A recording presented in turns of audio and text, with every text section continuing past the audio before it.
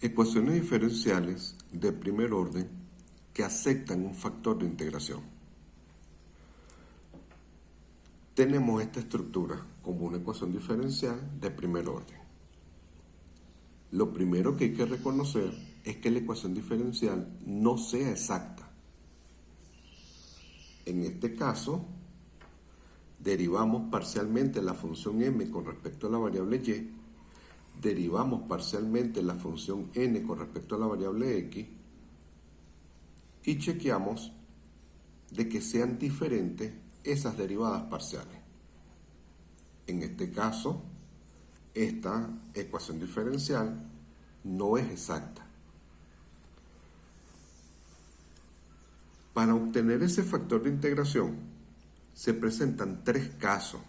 El primer caso, el factor de integración depende solo de la variable x.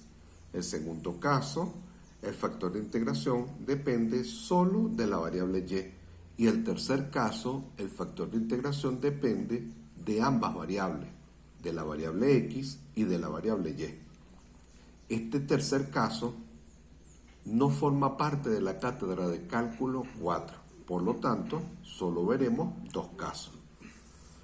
En el primer caso, el factor de integración está dado con esta estructura.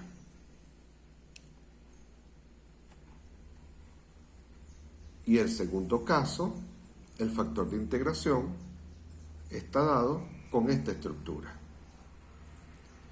Cabe destacar que hay ecuaciones diferenciales donde tiene ambos factores de integración, es decir, que si desean encontrar el factor de integración en términos de x, se logra obtener, y si se desea calcular el factor de integración en términos de la variable y, se desea obtener. Si esto sucede, esta ecuación diferencial presenta dos familias de soluciones.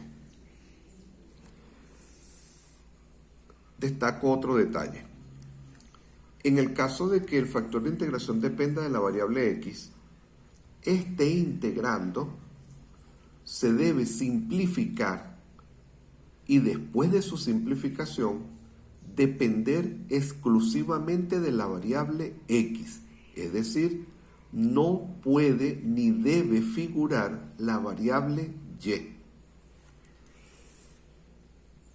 Si estamos en el caso de que el factor de integración depende de la variable y, este integrando se debe simplificar y después de simplificado debe aparecer exclusivamente la variable y.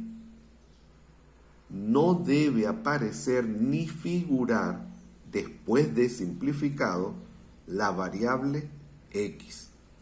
Finalmente, ¿qué hacemos con el factor de integración? Multiplicamos la ecuación diferencial por el factor de integración. Acá tenemos la operación ya ejecutada.